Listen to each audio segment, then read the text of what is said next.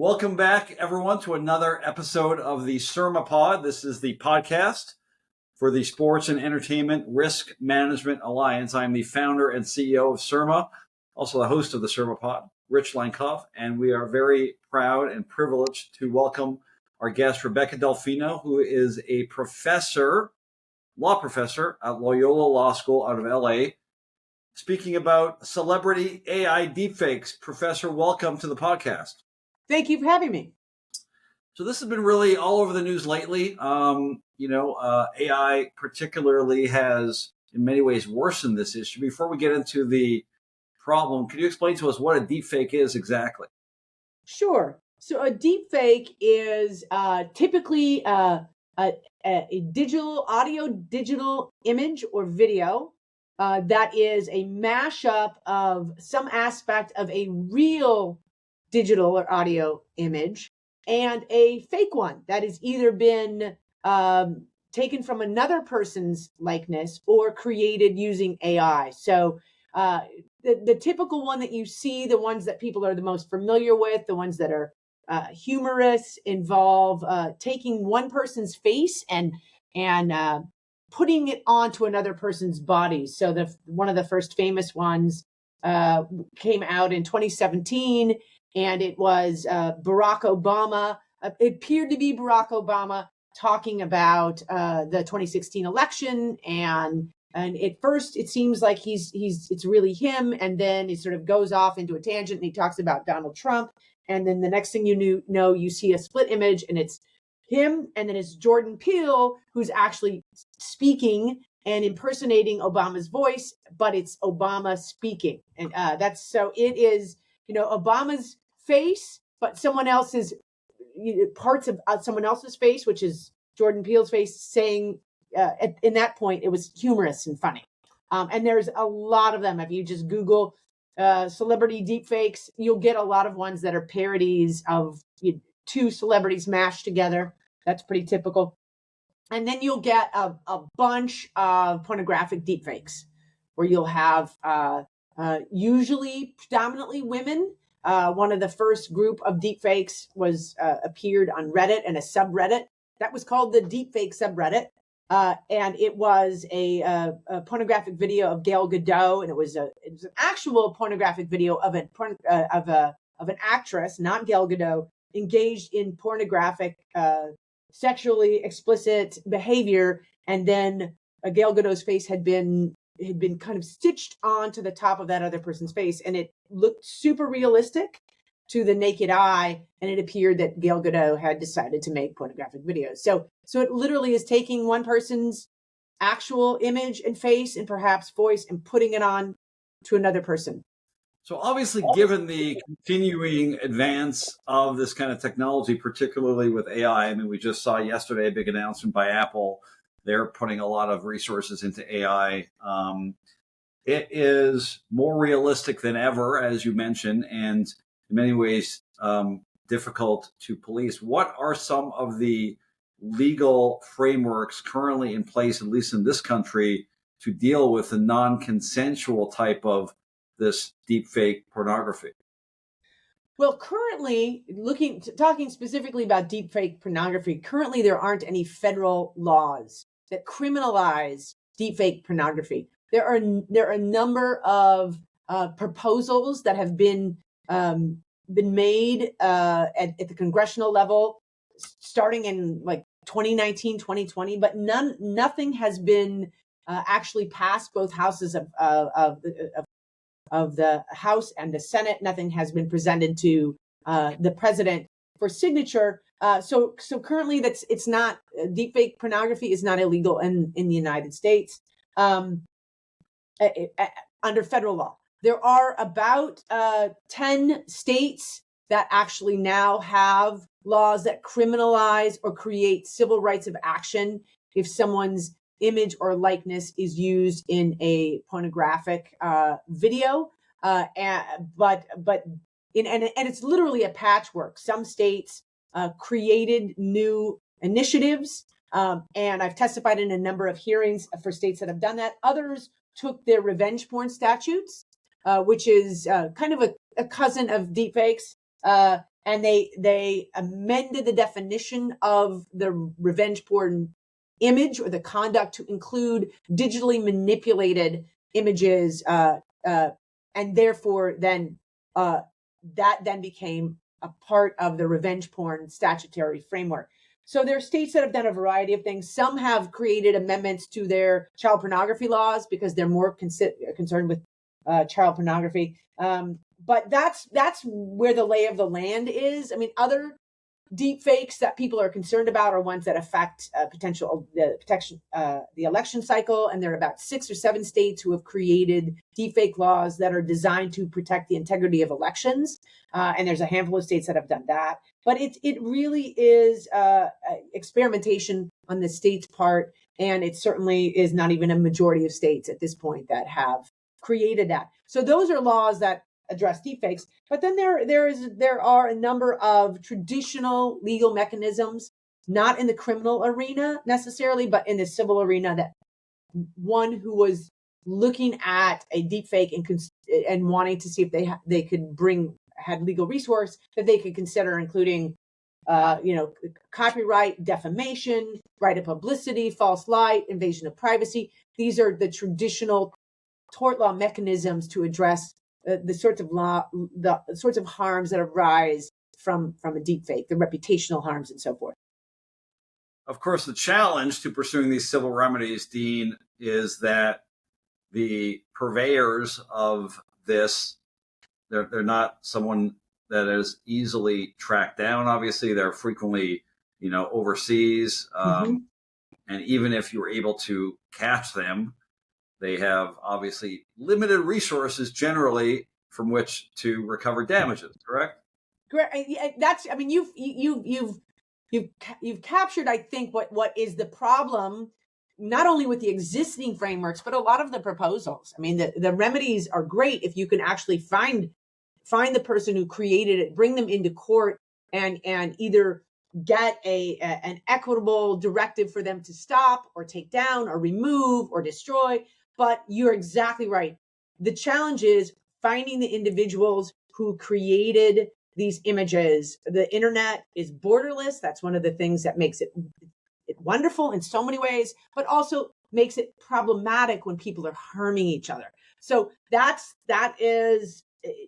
is not a solution that's been proposed yet that will guarantee that anyone can be held accountable. Any creator can be held accountable for the creation and dissemination of deepfakes. So, Dean, you mentioned some of the federal legislation. Specifically, it is the Preventing Deepfakes of Intimate Images Act, the Deepfake Accountability Act, and the No AI Fraud Act. Those are pending, as you mentioned. What's the holdup? I mean, who is pro deepfake pornography? Is there a big lobby that is combating these proposed laws? No, I don't think that is where the hitch in the get up is with this. This is not, there are many areas of regulation of businesses and individuals' lives that do have active lobbies that oppose them. That's not necessarily what's happening here. I mean, there is some underlying notion by the tech industry and service providers and so forth. They are concerned about regulation, but they still have a robust protection and section, the Communications and Decency Act, Section 230. So they don't have any concern in that way, although I know they are concerned about maintaining that protection. Really what it is about is two things. One, getting lawmakers to understand the urgency and damage that is unleashed by deepfakes. So there's not the sense of prioritizing this, in part because there isn't a lobby in favor of it, right? So it's not so much that people are against it, but there's not necessarily money pushing it forward so much. And so I don't think there's enough urgency around it. Secondly, I think that there is still some hesitancy and some concern about understanding the technology and how it works. So there's some fear and lack of knowledge around that. And then also in all of the proposals, there is in each of the ones that you mentioned, there's some problems with the proposals, and a lot of them are that raise First Amendment concerns. They are overbroad. The language is overbroad. They sweep into their prohibitions activity that has been traditionally protected as expressive, may even be fair use, and so forth. And so there are some challenges in navigating an area that otherwise the public, the entertainment industry expects to be protected by the First Amendment. So it's really sort of a perfect storm of things that have not allowed this to move forward as quickly as for example, someone like myself would prefer. So speaking of that technology, First Amendment, how complicit are social media platforms in this problem? Of course, most of this is disseminated inherently online, obviously, and through social media platforms like X, like Instagram. That's a part of the problem, obviously, as well. Yes, and actually, it's interesting. I think that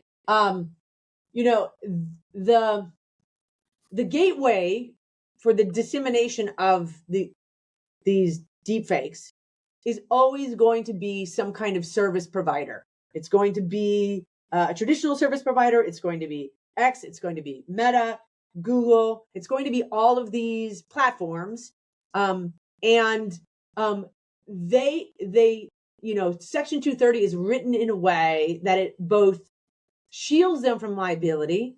It specifically says that they are not the publisher, right? So they are not the creator. And then it also gives them the other components that shields them, which is the ability, the very broad discretionary ability to monitor their content or not, right? So I think that truly one of the most effective ways forward is for the private marketplace, the internet service providers, those who otherwise would get the protection of Section 230, to step up and help be part of the solution by taking more rigorous voluntary action to limit the spread, by putting more resources into actively policing their content and monitoring their content policies. A lot of these deepfakes violate existing content monitoring policies.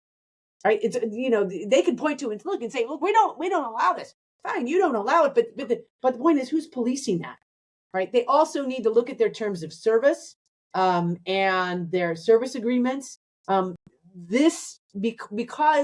Because they have such broad discretion over what appears on their site, they also have the power to monitor, and they could do more. Right? I found astonishing, and yet not, the speed with which they acted when the deepfake of Taylor Swift appeared. I mean, within, I don't know how quickly, but I'm sure within hours, that site where it first appeared was shut down, and you would not be able to find, if you hadn't already downloaded it and saved it somewhere, you wouldn't be able to find the place where this deepfake was published on the website. It was not available because they acted really quickly, because it's Taylor Swift, right? So that shows you it's not, we can't do it. It is, there's a reason why they're not. And it's a combination of not prioritizing it and them not feeling the marketplace pressure in most instances, to enforce what already exists. Proving once again the old legal adage, Dean, that Swifties can do anything. Well, you know what? They can. And I really felt that was a moment. That was a moment. The Swifties are an impressive cohort of individuals who are dedicated to this celebrity.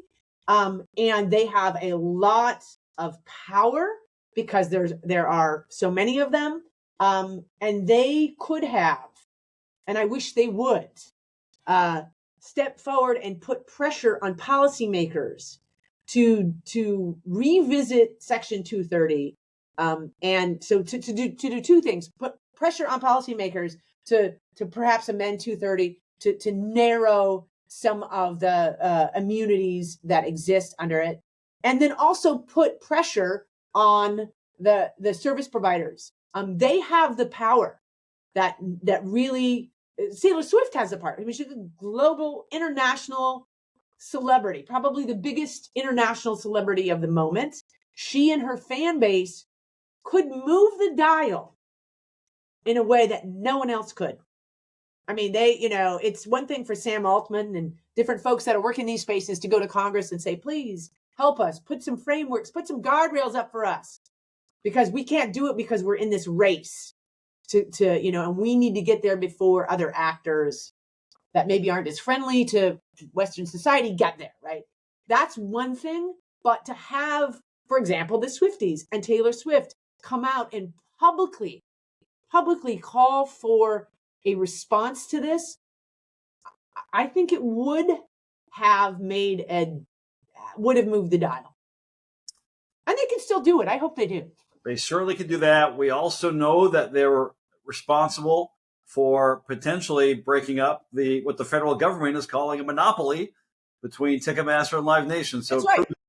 That Swifties can do anything. I'm an avowed Swiftie, of course. I consider myself part of the group. So it's an incredible group. I agree with you.